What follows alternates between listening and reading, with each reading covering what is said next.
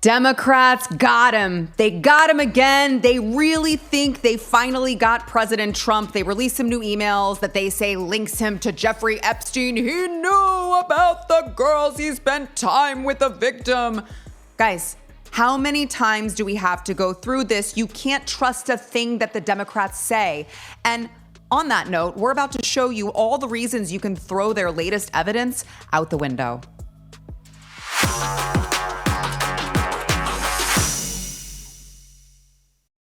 Welcome back to Sara Gonzales Unfiltered. I am traveling, as you can see. We are I look like I'm in a cabin, I feel like. Actually, it's kind of funny. Can I ask you to do something, Stephen? Go get that book right there. When we got here, it was really, really cute. I'm doing a Turning Point campus event with Attorney General Ken Paxton. And we got here, and on the table, it said cabin porn inside. And I was like, what? Oh, it's just actual pictures of cabins. Okay. Anyway, it has been like one day since people started to turn on the Democrats because they lost their shutdown fight, and all of the Democrats who have been totally radicalized by all of these people who have been saying for 41, 42 days, the Republicans have shut down the government and children are suffering. It turns out it was actually them the whole time and they accomplished nothing. And so it's just been one day, and they finally came up with a distraction tactic to distract from all of that. They're like, don't look at us screwing up everything. Look over here. They magically discovered and released some new emails from Jeffrey Epstein. And you'll never believe they finally got him. They got him. House Democrats release Epstein emails that mention Donald Trump. Jeffrey Epstein wrote Trump knew about the girls, referencing Mar-a-Lago in newly released emails. Jeffrey Epstein on Trump. I know how dirty Donald is. And so you would assume, you would know, because you know how the mainstream media operates, because you know that they are so inherently dishonest, that they would latch on to this, that they would, of course, do the Democrats' bidding. It's like the same song and dance every single time. It's so predictable. The Democrats dangle this in front of them, and it's so bright and shiny, and they're like, ooh, yes, please, we want to get Donald Trump. And they had, all of these push alerts going out to people's phones. We got him, guys. We got him. And, I don't know. I saw it and I was like, yeah, I think there's more to that story. I think there's more to that story. And so I'm going to get into these Epstein emails and why they're not a smoking gun against President Trump in just a second. But I just can't stress this enough. Okay. I want to play to you a clip of Hakeem Jeffries. Like, he's still threatening to keep shutting down the government, just so we're clear that this is a total distraction tactic. And we'll continue to wage this fight. No matter what comes over to us from the United States Senate to the House of Representatives at some point this week. Look, go look over there. Okay. And so I'm actually kind of getting the sense, I was really pissed off at President Trump for calling the Epstein files a Democrat hoax. I'm like, why would you say that? We all know that it's all true. What he did to actual victims is really true. And we know that there are a lot of people very high up in government, very wealthy, very important people who should be severely punished if it turns out that they were engaging in these acts with women. And so it kind of gives you a sense of like, oh, maybe he's calling it a Democrat hoax because he knows that these people are trying to use it and weaponize it against him, even though he did wrong, and they're still trying. And so I want to look at these emails that they were so quick to release this morning. And you tell me. In fact, I'll just tell you, actually, as I always do. This one from 2011 from Jeffrey Epstein to Ghislaine Maxwell. He said, I want you to realize that dog that hasn't barked is Trump. Now, they've got some redactions. So it's victim, intentionally blacked out and redacted by the Democrats. Victim Spent hours at my house with him. He has never once been mentioned. Police chief, etc. I'm 75% there. That looks pretty bad, right? He's saying, oh, okay, a victim spent hours at Jeffrey Epstein's house with Donald Trump. That sounds pretty bad. Okay, well, it turns out that we do have the unredacted version, and it was Virginia Giuffre. We know this because Republicans they're like, no, let me show you the unredacted. It's Virginia. Okay. Also, Jeffrey Epstein, total perv and can't spell for shit. So there's that. And then you start going, well, hold on. Why were maybe the Democrats actually grew a conscience, actually grew a heart. And they were like, oh, well, we should redact the name to protect the victim. Actually, I'm going to give you another theory. They redacted the name because they know that Virginia Giuffre has gone on record multiple times and said that President Trump did nothing wrong. There is so much sworn testimony that she has provided about it. It would take me way too long to play all of the greatest hits. She is on the record saying Trump couldn't have been friendlier and that he never had sex with her or any of those underage girls. So then you go, oh, okay, I see what's being played here. The Democrats didn't redact it because they care about protecting victims. They redacted it because they didn't want you to be able to go, I think there's more to that. I don't know that I buy that. I mean, like the girl who blew the whistle on all of this, who had her life put in jeopardy. The girl who was like she was on a mission to make sure that people were held accountable, even in the face of all of the insults and everything that got sent her way because of it. You mean to tell me she wouldn't just say that President Trump was in on it when she was given multiple opportunities under penalty of perjury, sworn testimony? I'm not buying what you're selling. Something else interesting in another email is that, so this is an exchange between Jeffrey Epstein and journalist Michael Wolff. Michael says, I hear CNN planning to ask Trump tonight about his relationship with you, either on air or in scrum afterwards. Epstein, if we were able to craft an answer for him, what do you think it should be? Michael said, I think you should let him hang himself. If he says he hasn't been on the plane or to the house, then that gives you a valuable PR and political currency. You can hang him in a way that potentially generates a positive benefit for you, or if it really looks like he could win, you could save him generating a debt. Now, there is a lot to unpack here. Michael Wolff, right off the bat, Michael Wolff is not only very aware of what Jeffrey Epstein is doing because he mentions the island. So he's very aware of what Jeffrey Epstein is doing. And yet, instead of calling the police, dialing up the FBI, giving some sort of law enforcement or federal official or, literally anyone who could help these young girls who are being trafficked, this guy, instead of doing any of that, he's just like, I'm going to give PR advice to Jeffrey Epstein. And then he doesn't like Donald Trump. Oh, wait a second. I don't have to guess because, Michael Wolff, as it turns out, he wrote a bunch of books. And by the way, it was 2015 when that email happened. Years before Epstein was charged. He was arrested in 2019. But Michael Wolff is writing these books in 2018, Fire and Fury, Inside the Trump White House, All or Nothing, Michael Wolff about President Trump, Siege, Trump Under Fire, 2019, 2021, Landslide, The Final Days of the Trump Presidency. This guy doesn't like Donald Trump and profits off of his books every time he writes a book about Donald Trump. But this is so great guy, right? Covering for a sexual trafficker, a sex trafficker, and also not telling the police, and Trump hater that stands to profit off of a scandal for President Trump. Got it. Not a guy I'm willing to trust. Okay. Then, on top of that, there's the final cherry-picked email the Democrats released. Again, Jeffrey Epstein emailing Michael Wolff, and it says, victim, redacted again, Mar-a-Lago.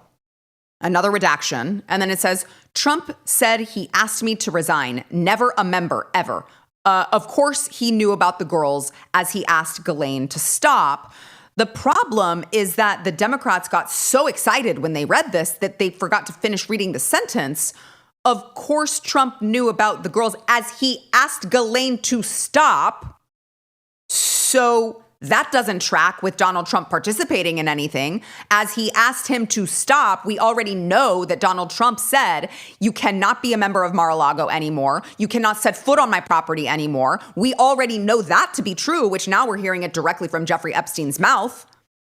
And on top of that, he asked Ghislaine to stop. Now, I would just like to say, this is where I want to bring in something that I questioned when it happened several months ago, which was, because the obvious question is, well, did Trump go to the police? Well, you might recall a little while back when Mike Johnson, Speaker of the House Mike Johnson, oopsies, accidentally, I think, said the quiet part out loud. He's not saying that what Epstein did is a hoax. It's a terrible, unspeakable evil. He believes that himself. When he first heard the rumor, he kicked him out of Mar-a-Lago. He was an FBI informant to try to take this stuff down. Whoa! The president knows and has great sympathy for the women who have suffered these unspeakable harms.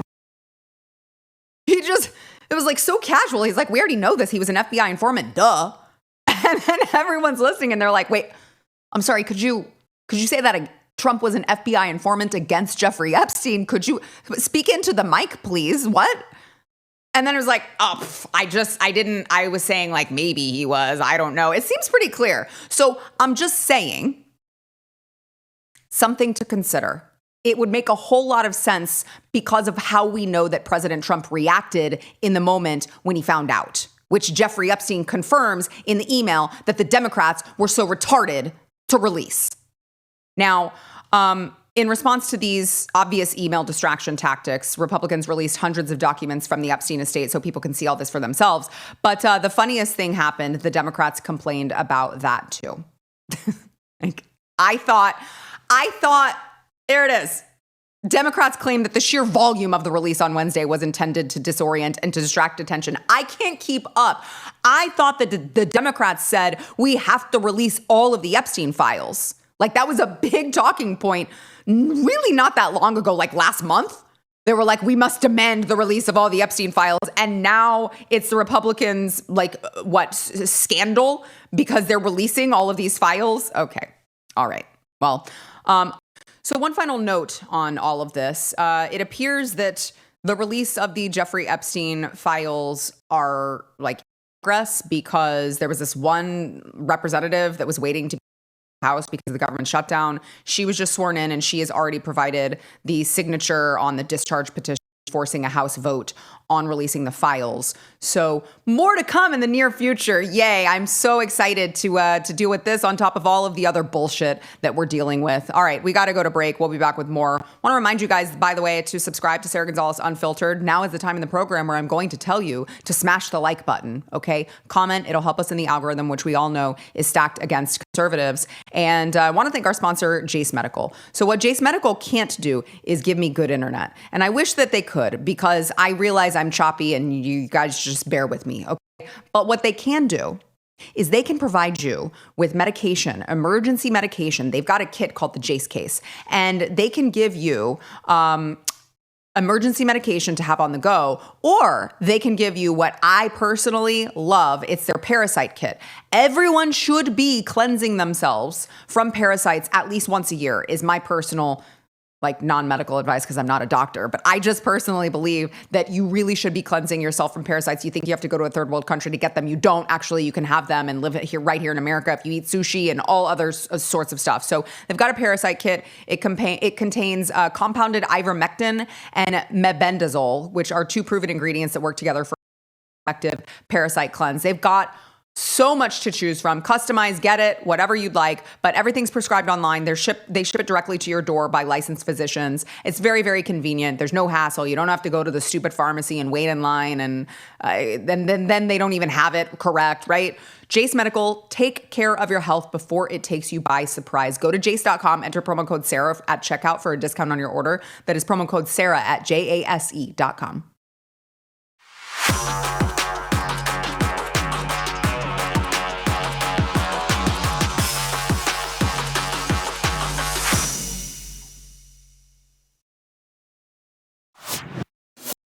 One of the things that I still can't get over that we did as a society was sterilize an entire generation of young people and mutilate their body parts. I mean, it's really quite shocking to me that we let it get that far. And by we, I mean the crazy left. I certainly didn't do it.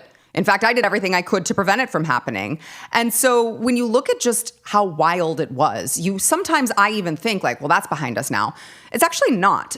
Even here in the state of Texas, because despite the fact that Texas outlawed this awful, brutal practice, mutilating healthy body parts of children, yeah, we got rid of that. Despite that, there still seem to be doctors and associations that are trying to carry out this disgusting, brutal torture ritual. Okay, the Texas Medical Association was offering this lesson that you see here. As primary care physicians, you play a vital role in transgender and gender diverse. They're calling it TGD for short. It sounds so cute, TGD.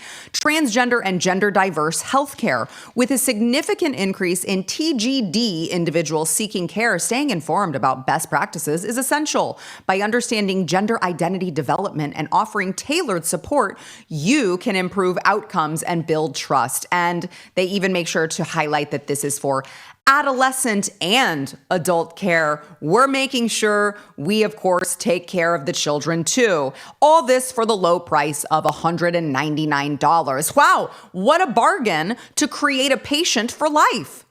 Incredible. Now, again, you will recall that this is against the law here in the state of Texas. Senate Bill 14 prohibits gender transition, which includes medical interventions like surgeries, puberty blockers, cross-sex hormone minors. We banned it all in Texas. It took effect in September of 2023. It was signed into law. It was upheld by the Texas Supreme Court in June of 2024 because you know the crazies had to sue. And joining me now to talk about this is Texas State Representative Steve Toth, because Representative Toth, I'm so happy that you're here. You were the one that kind of blew the lid on all of this, on the fact that this has been going on, and you're trying to raise awareness to this issue. Has the Texas Medical Association responded to any of this? Not a word. Not a word. And, You're kidding. Additional studies have come out since then.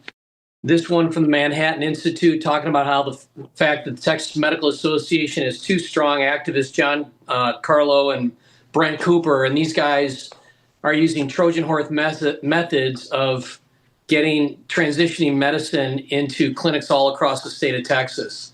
And the sad thing, Sarah, is that I was talking with January Littlejohn yesterday. She's the mom from Florida that the president introduced to us about 6 months ago, and she's become an activist really in helping so many parents get justice. And she said, Steve, President Trump is trying to shut all this stuff down, but she said, I'm getting swarmed now all across the United States with moms and dads calling me, telling me that their kids are being transitioned primarily in red states like Texas, where we've banned it.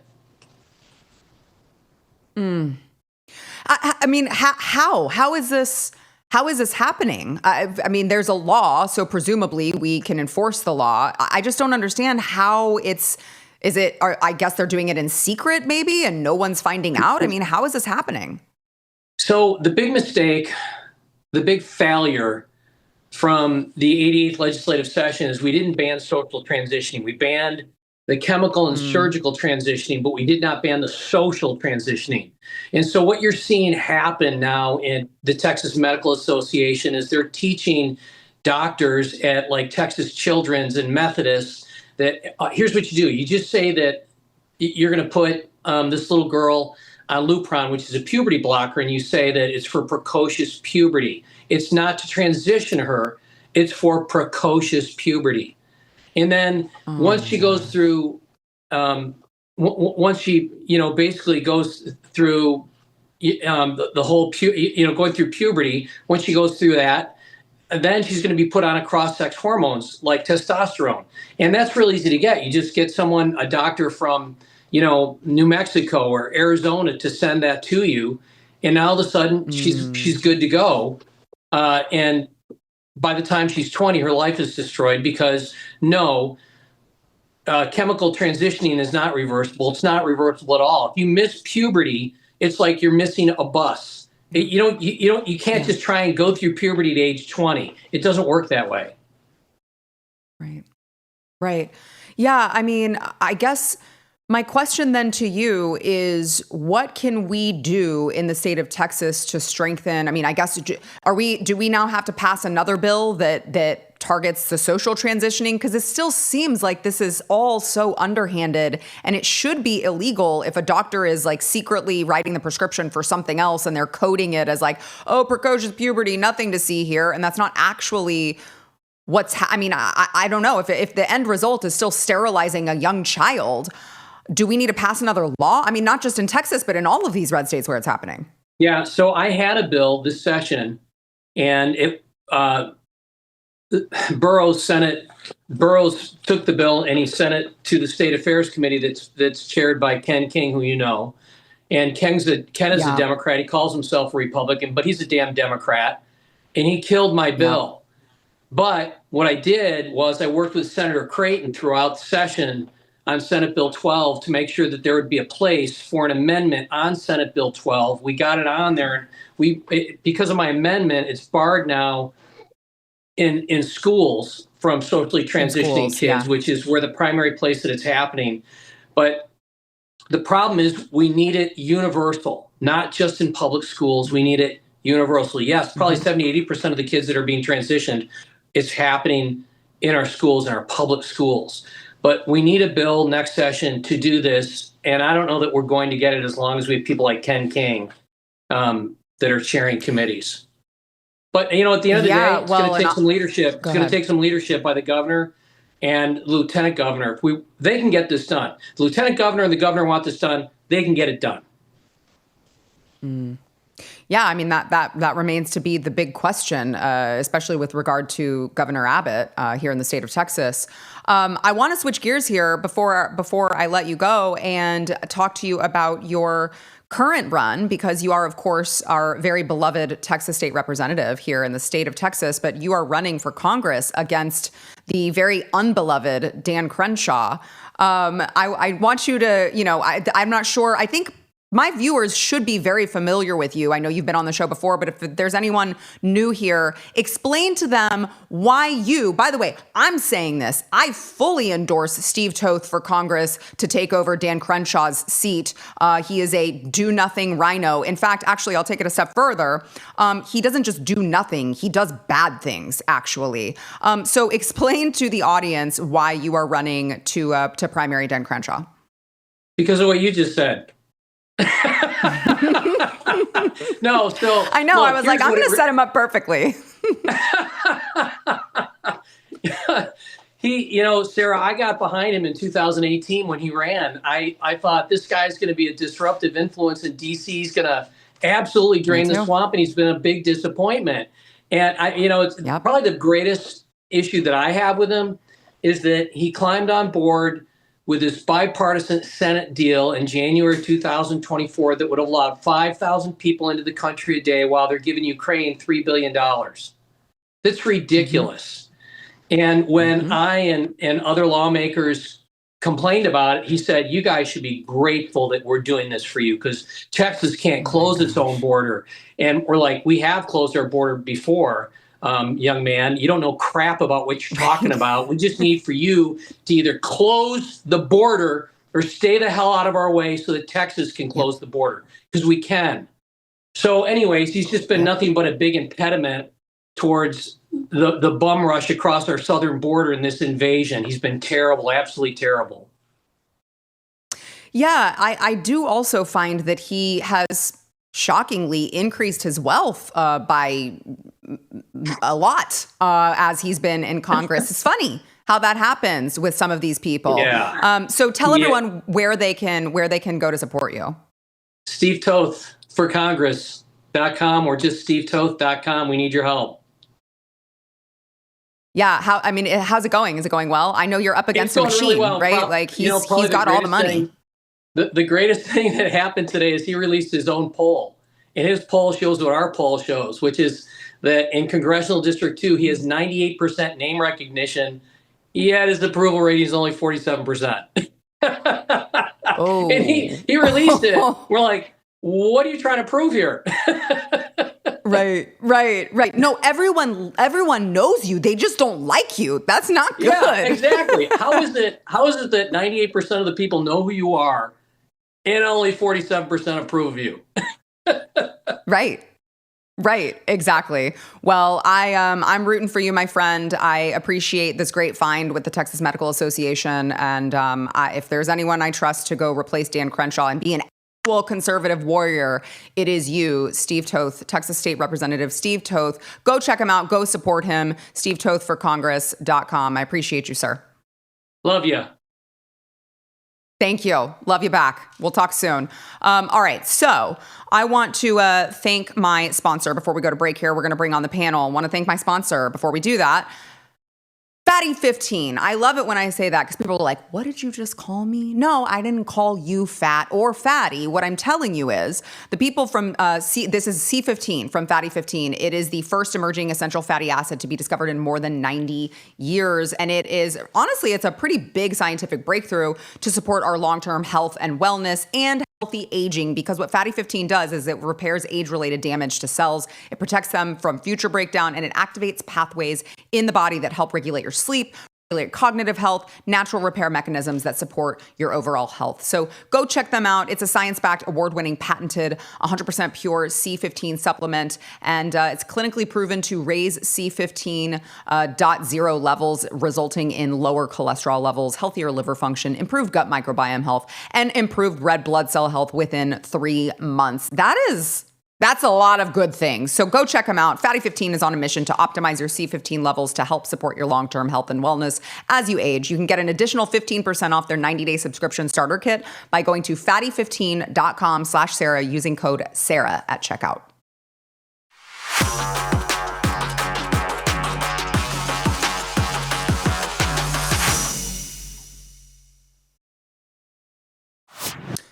Welcome to the show. We have joining us remotely Matthew Mausden, Blaze TV contributor and actor and producer extraordinaire, along with Adam Johnson, of course, the famed lectern leader. He is an author now. You could find his book, which I highly recommend, with his experience from January 6th at unlicensed.furnituremovers.com. Did I get that correct, Adam?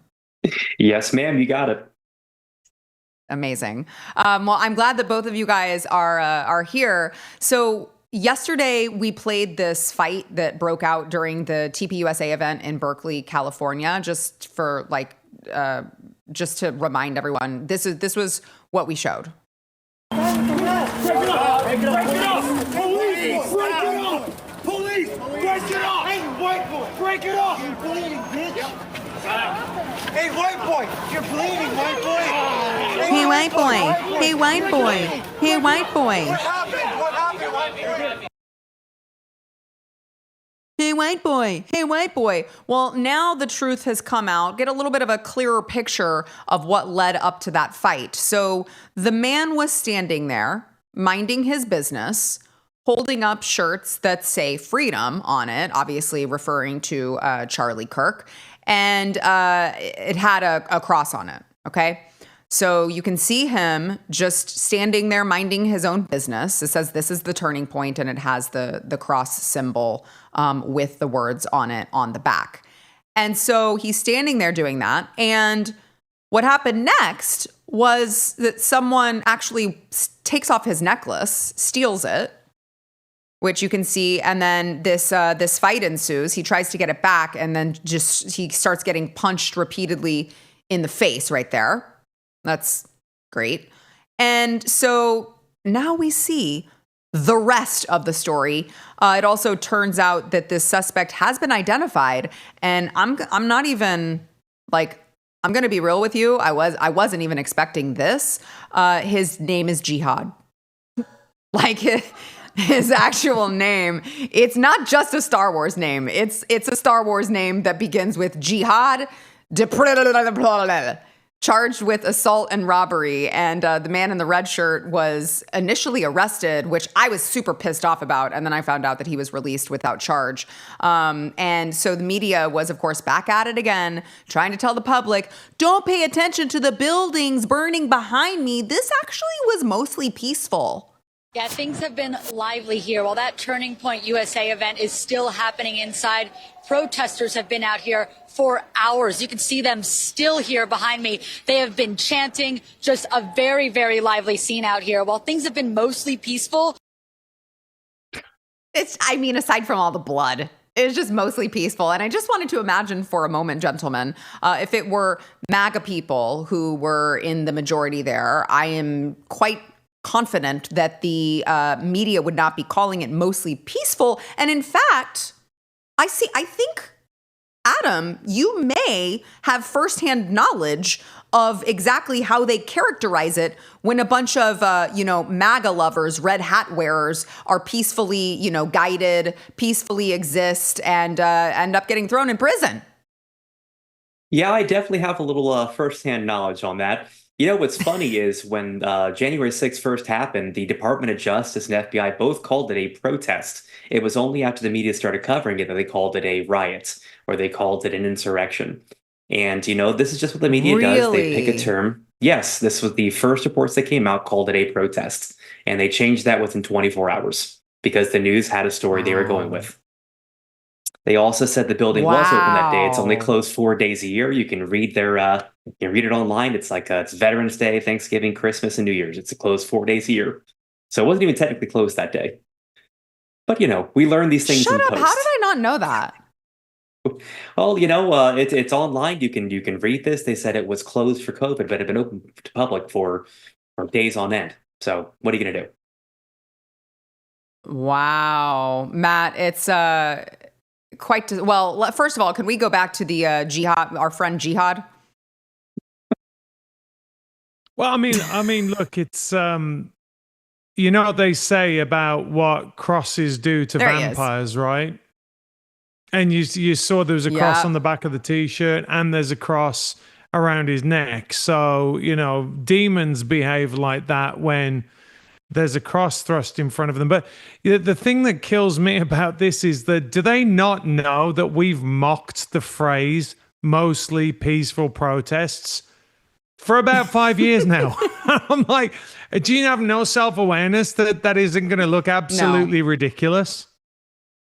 No, the answer is no, actually, Matt. They have no self-awareness. No, they do not. None.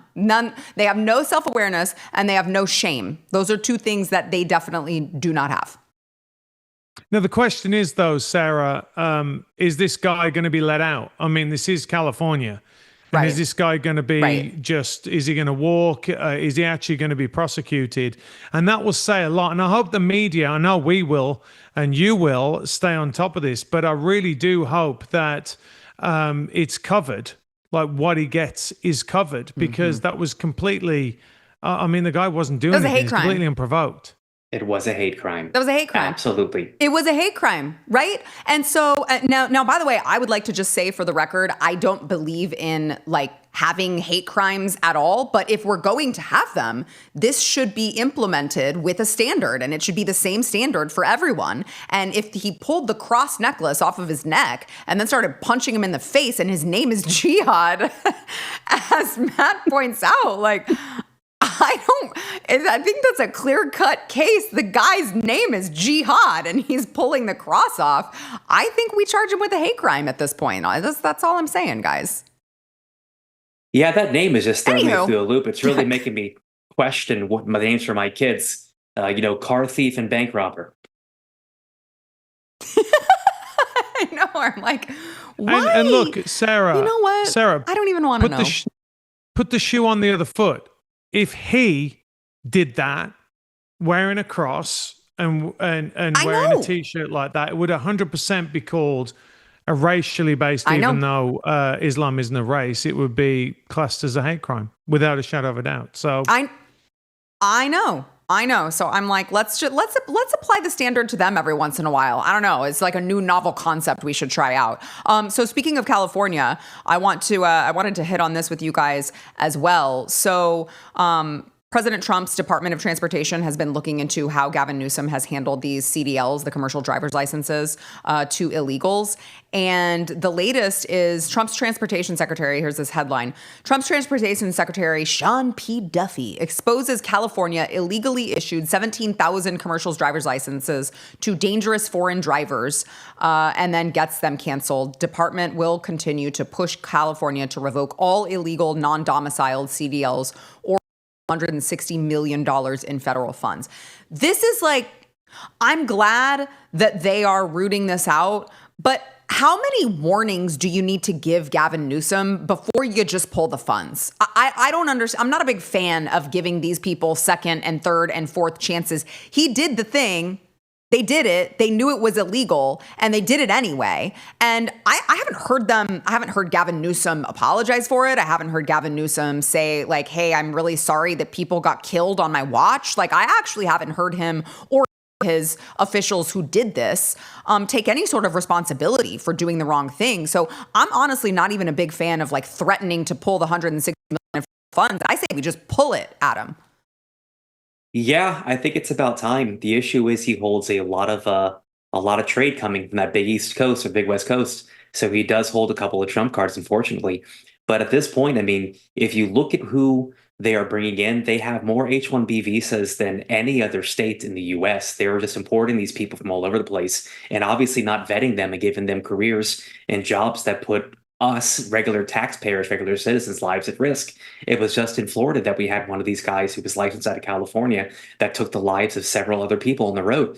And when you looked at his face as he did this, there was no remorse there. There was no empathy. It was just another Tuesday to him. No, you're right. It was almost like a smirk. It was very disturbing seeing how unaffected that guy was from what he had just done, Matt. Well, yeah, and I want to make a bigger point here. Actually, it's 17,000 people got what again? What did they get? CDLs, driving licenses, and they're illegals, right? So what did they get again? They got ID, driver's licenses. Yes. And what does ID mean? Well, the same, I mean, I would just like to point out, it is the same thing. It is the same thing that I show when I go vote. I do show them my driver's license to get a ballot. But we've been told that never happens. That never happens, Sarah. Never happens in California. I know, but I do wonder though, you remember on the topic of driver's licenses, they're actually handing out driver's licenses in California and New York with just no name, like it would just say like no name given, no given names. So I wonder how many no given names are voting in elections on that topic. Adam, you mentioned the H-1B visas. I didn't have this plan to talk about, but since you mentioned it, President Trump was on with Laura Ingraham, and she asked him about the H-1B visas, and he pushed. I was not happy with his answer. He pushed back. She said, "Don't we have talented people here? Why do we have to be issuing all of these H-1B visas to bring all of these people in? Isn't it a problem?" And he's like, No, in some cases, we don't have the talent here. We have to bring them in. No, we have to bring in 600,000 or however much the number is Chinese students to come learn at our schools. And I'm like, I don't know where this energy is coming from, but I don't like it. I don't know who is in his ear or who stopped being in his ear, but this seems like totally different rhetoric. I'm almost like, what is going on behind the scenes that he seems to just totally reverse course on some of his previously held platforms and policy ideas? Yeah, I'm having a really hard time between that and the 50-year mortgages. I feel like this is not what I voted for. And, Trump, for all the great things that he has done, he has a tendency to get in his way sometimes with who he hires and who he listens to. My concern about bringing in these people is every job that is given to a foreigner is a job that America no longer has. And that is not sustainable for the future of America. And honestly, our nationalistic pride. I love my country. I love my culture. I love what we stand for. And we have seen time and time again that people that we bring in do not celebrate those things. Look at the most current elections we just had. We have Somalis running from all races. We have people coming out saying they want us dead. winning seats for attorney general. These are not the types of people that we should be bringing in to be concerned about. It should be about Americans first. That is what I was sold. Yeah, I know. I totally agree. Matt, obviously you could speak to this as someone who legally immigrated the right way, but I know you, and I know you see the problem that is happening on several different fronts, because you could talk about the job. I mean, Adam mentions the jobs. I mean, obviously, yes, that's correct, but it's also the homes. I mean, it's so much more than, just, well, we got to let these people in to the jobs. It affects our entire country in so many ways. And to hear him flippantly just be like, yeah, we're not talented. They are. It's like, it's kind of a gut punch, honestly. Well, I actually have a different take on it. I got a controversial take on it, and I'll tell you why. Because when Laura Ingraham asked him that question, initially he said yes, or something like that, like we don't want them in. But what he said was, we don't have the expertise. And here's the reality of the situation. Do we have DEI or do we not have DEI? Do we have woke colleges or do we not have woke colleges? Because if we have DEI and we have woke colleges, then we have a lower standard, and we have a lower standard of student coming through and graduating. I think, we joke about this, like, if you're going to get onto a plane and you see a black female pilot, you're going to think twice. And part of that is because we're lowering the standards across in the woke colleges, right? So that has to be absolutely recognized, okay? And on the other hand, we have these, and listen, I'm a theater major, right? So we have a lot of people that aren't going. I'm shocked to hear this. But they aren't going into the STEM programs. And so what you do see is you do have a lot of people from abroad that are going into these specialized areas that have more expertise than, not all Americans, but those Americans that are at the top of the field. They've got jobs. They're in jobs. Yeah. So I think that but they're taking scholarships of Americans. They're taking opportunities of Americans by getting degrees in those programs. They need to be set aside for Americans first. Yeah, but all that is separate. All that is a separate conversation to what I'm saying here. Well, hold on. Hey, hold on. Wait a second. It's my show. First of all, don't tell me to hold on. All right, I haven't finished my point yet. But go on. Well, I'll get to it. Okay, so the point is, those two things can't be true at the same time. I agree with not giving people, foreigners, I don't think any foreign students should come in. I think it's ridiculous. They shouldn't. But I think that what Trump is saying is, because he says you have to train them. So what we've got is, like, South Korea has invested, so Samsung has invested $40-odd billion into the country, and they have to train people to take those jobs that we didn't have before. And so I think it's slightly not what people are making it out to be. I think what he's saying is, sorry, go on. We got to go to break in a second. What I would say to that, Matt, is if that's the case, I'm willing to give a lot of grace to President Trump. But if that's the case, then he completely botched the response to that. He did not. If that is it, then you say, listen, the colleges have destroyed this generation. They're not prepared. What we want to do is we want to stop that. We want to prepare them, and we want to start weaning off this system. We don't, but that wasn't what he said. He's just like, no, actually, we don't have talented people. That's not a message that I want to hear from an America First president. So at best, I would say it was terrible, absolutely a horrible answer, and he needs to be able to clarify that and clarify it quickly, is what I would say. All right, we've got to go to break, but I want to thank our sponsor, PreBorn. So PreBorn is doing God's work, honestly, guys. I'm going to make this really simple. If you're about to go to a family Christmas party, the holidays are around the corner, and you're like, I don't know what to get my Aunt Janet. My Aunt Janet doesn't need anything. She's like 60 years old and already has everything she needs. Get her the gift of life. You can do that by donating to PreBorn. What they're doing is they're showing scared mothers who have unplanned pregnancies the truth on ultrasound. That's all that it takes for a woman to decide to choose life instead of death at a Planned Parenthood. They're showing them the ultrasound. They're showing them the heartbeat, or they're listening to the heartbeat, but ultrasounds cost money, $28 to be precise. $28 is the cost of an ultrasound. How many babies' lives can you save this holiday season? I would love that gift. At Christmas, I would love for someone to donate in honor of me and give me that gift of life for an innocent child. PreBorn.com/Sarah is where you can donate. That is PreBorn.com/Sarah.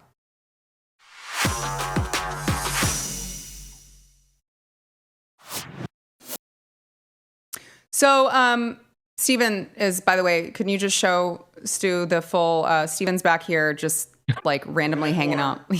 He's reading the cabin porn book that's in our cabin right now. But so you have Charlemagne coming out and talking about Jasmine Crockett. And I honestly, I had to rewatch this when I first saw it. I was like, he did not actually say this. Watch. Jasmine Crockett is actually what the Democrats should be leaning into, like, because she is a phenomenal messenger. You need somebody like Jasmine Crockett. She is the most effective messenger that the Democratic Party has right now. And they need to be using her as a Trojan horse. I actually agree, but for much different reasons. And I just thought that we would play just a little bit of this great messaging that Jasmine Crockett seems to embody, as Charlemagne said. When I see ICE, I see slave patrols. Now, I never lived through the slave patrol period. That is a playbook out of Hitler, and I won't deny it. One of the reasons people haven't been flying planes into buildings in the United States is because of our soft power. I don't know who feels safe in this country except for the white supremacists. I am a very serious lawmaker. At the same time, if you try me, you will find out. I just want to be clear about that. I am truly a black woman at the same time. Y'all know we got Governor Hot Wheels down there. Come on now. There is a lot of waste, fraud, and abuse in the federal government, though. I'm not going to say that there's a lot. I'm going to say that it does exist. I'm going to say that it exists. I don't think that there's a lot. I think. So why are we so in debt then? We're in debt because we decide that we're going to reduce the income. Just because someone has committed a crime, it doesn't make them a criminal. Honestly, we have like 4 hours of that. We can stop. We have like 4 hours of that. And we don't actually, as it turns out, have enough time to go through it. But I love this. Adam. We've got like a minute left. I want to get to both of you. So real quick, your thoughts. My thoughts are Jasmine Crockett as if Netflix or Disney rebooted a classic AOC, just this time it's more racist and more retarded. Matt. No, please don't run, Jasmine. What will we do?